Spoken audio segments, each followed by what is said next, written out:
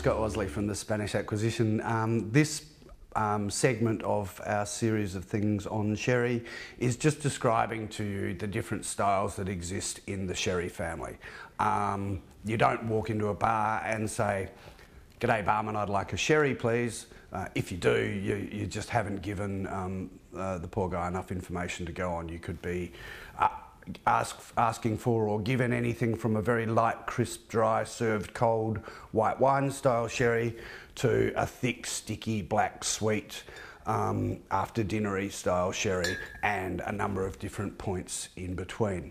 So I'll just quickly name the different styles of sherry that there are and do a little bit of background on them, and then the subsequent segments in this series describe the various styles in detail. To start with, we have light dry sherries called Manzanilla and or Fino. These are virtually identical wines. Then we have a series of amber, darker coloured, fragrant but dry sherries, Amontillado, Oloroso and Palo Cortado. These 5 styles, Manzanilla, Fino, Amontillado, Oloroso and Palo Cortado, are the naturally dry sherries. Then there are a series of sweet sherries, Cream, Moscatel and PX or Pedro Jimenez. It's easiest to conceive of the different styles of sherry by breaking them into 2 segments. The naturally sweet sherries, which have a different production process and obviously belong in a different part of the consumption spectrum, so you can kind of forget about those. They're a separate thing, naturally sweet sherries. Of the naturally dry sherries, these cohere in one way, in that they are all produced from the same basic grape, which is Palomino. Palomino is the indigenous white wine grape of the sherry region, and the sweet wines tend to be made from 2 other grape varieties, Moscatel and Pedro Jimenez. So having identified the basic family set of dry Palomino-based sherries, you can then break them into 2 sections, and this correlates to the type of fruit that a sherry maker is going to be able to deal with. The best analogy is, in fact, a Chardonnay producer in the Yarra Valley who produces some fruit as sparkling wine base and some other fruit that's going to make barrel-aged Yarra Valley table wine Chardonnay.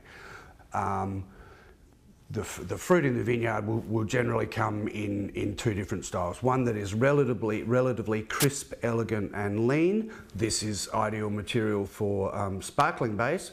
Palomino that conforms to that model, crisp, elegant, more nervous, less fruity fruit, is called Fino, i.e. fine, dry, elegant, light. Fino fruit selections produce a number of styles, Manzanilla, Fino and a more developed version of Fino called Amontillado.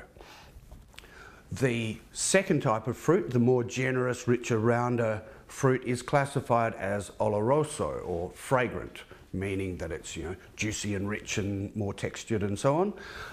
Oloroso is this one here. So Oloroso fruit produces its own style called Oloroso sherry. Then there's one other wine called Palo Cortado, which is a deviant version of Fino's. So yeah, the basic division, firstly between sweet and dry sherries, and the core family group of sherry are the dry sherries based on the Palomino grape variety, and which forms two main family streams, the Finos, lighter, crisper style wines, and Olorosos, which are richer and more fragrant. And from here we'll look at each of those styles on an individual basis.